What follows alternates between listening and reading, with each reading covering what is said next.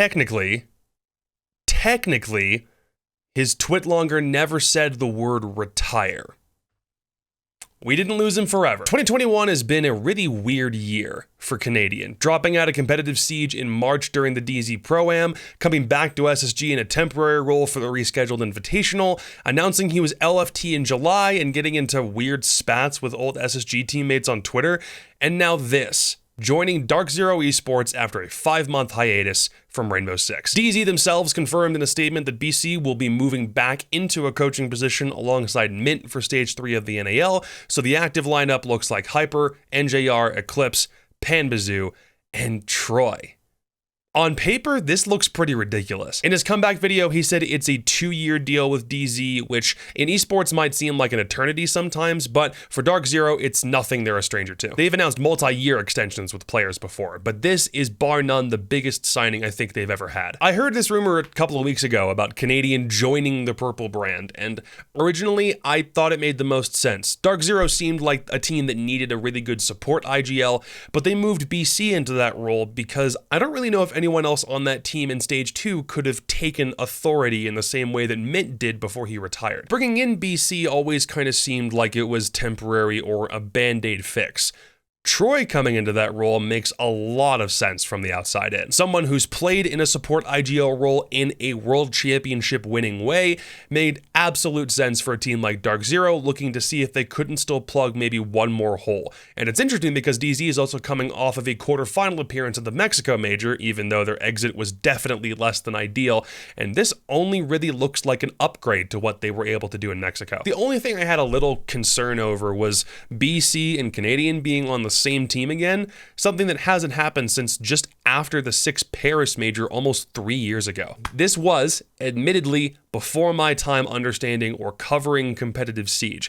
I had heard some things about bad blood between the two, or them not really getting along that much on EG back in the day, but that clearly doesn't seem like it's a problem because they're both on the same team now, and Troy wouldn't have accepted the offer if it wasn't good. Troy even said in his announcement that he likes the way DarkZero equips their players for success and wants to build something long-term with them.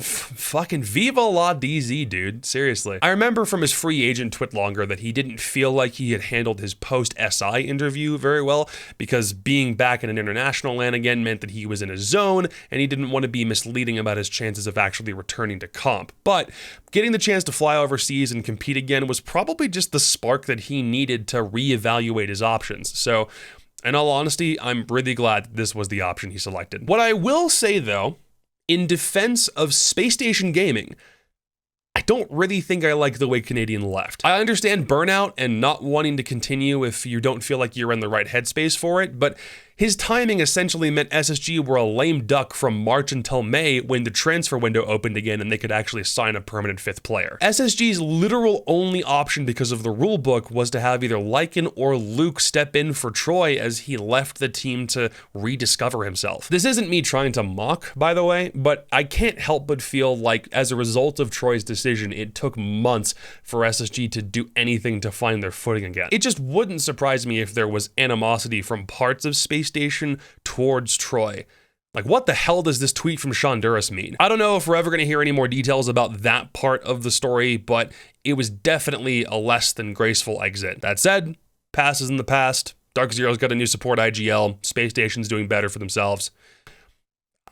Stage 3 is going to be spicy, dude. But that is all from me. What do you guys think about Canadian's return to competitive Siege? Was it a great move for DarkZero? How do you rate it? How long will it take DarkZero to get back to the top of the NA landscape?